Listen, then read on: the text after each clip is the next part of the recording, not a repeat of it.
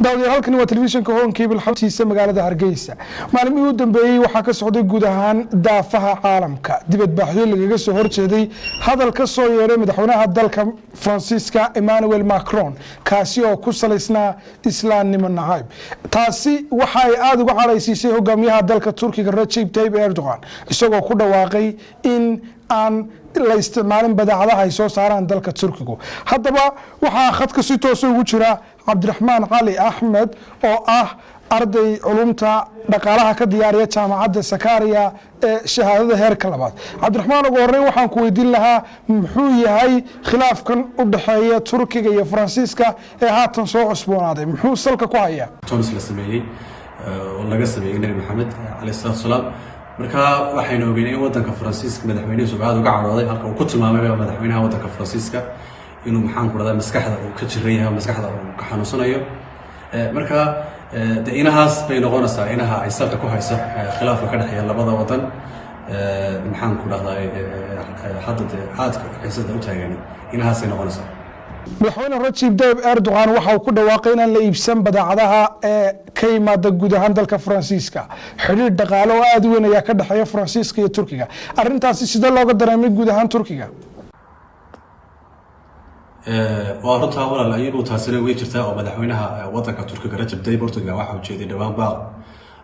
ama iclaam oranaya in aan la iibsan badeecada uu soo saaro wadanka Faransiisku oo aan laga iibsan maxaan ku radaa wadanka Turkiga iyo guud ahaan wadamada Islaamkaba waxa weeye haddii dhaqaale ahaan la eego kulli saameyn badan bay yeelanaysaa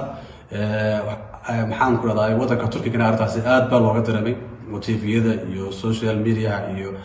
maxaan ku radaa aad baa wadanka Turkiga looga dareemay waxaynu ognahay in labada wadan oo ka dhaxeeya xiriir dhaqaale oo weyn waxa weeye aanu wali hadii la eego 45 bilyan baa horta guud ahaan wadamada Islaamka maxaan ku radaa iyo wadanka maxaan ku radaa ayuu trade 45 bilyan buu u dhoofiyaa wadanka Faransiisku wadamada Islaamka halka wadanka Turkiga oo ka hadlayna 7 bilyan sanadka ay tahay marka taasi kulli saameyn badan bay yeelanaysaa wadanka Faransiiska ay ku yeelan doonto hadii sida u hirgasho oo sideeda loo qaato marka taasina saameynteeda kulli leedahay waxa weeye wadamo badan oo Islaam oo badan oo wadanka Faransiisku walaal u dhoofiya jira haday tahay Algeria Morocco maxaan ku radaa Tunisia oo wadamada top 10 ku jira ugu horeeya wadanka Faransiisku walaabtiisa u dhoofiya weey marka hadii taasi hirgasho sida u hirgeli baad la hubin bay saameyn badan bay taasina Turkiga ay yeelan doontaa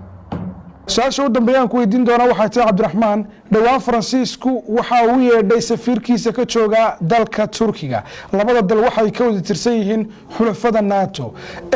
bal saameyn intee laga ku yeelan kartaa xiriirka labada dal arrintaasi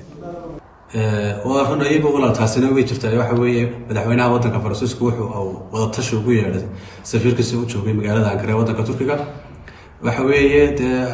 waxa weeye xaaladaasna waa xaalad cusub weeye oo diplomatically iyo economically saameynteeda leh waxaynu ognahay in labada wadan ay ka wada tirsan yihiin xulafada NATO sidoo kale wadanka Faransiisku waxa uu ka mid yahay wadamada siyaasadda EU-da qaabeeya oo halka la firkiisa wadanka Turkiga hadda xaaladdu ay siyaadka hadda saameynteeda yeelan doontaa inkastoo durtaba la oran karo xogaa wadanka Faransiisku tallaabo wanaagsan buu qaaday oo shalay wadanka Turkiga waxa ka dhacay bilgariir baa ka dhacay xoogan dhulgariirka wadanka Faransiisku wuxuu sheegay inuu aad uga xun yahay wadanka Turkiga wuxuu caawimo iyo gargaar uga baahan inuu ka caawin doono marka hadisa maxaan ku radaa xaaladda loo dajiyo oo maxaan ku radaa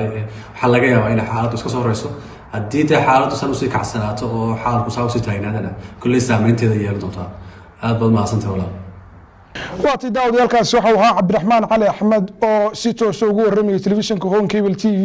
isla markaasina culumta dhaqaalaha ka diyaariya shahaadada labaad jaamacadda Sakaariya ee dalka Turkiga kala soo daawadayaal mar walba wararkii iyo warbixinihii ugu dambeeyay kuwaas oo ka dhacaya guud ahaan dunida telefishinka Home Cable TV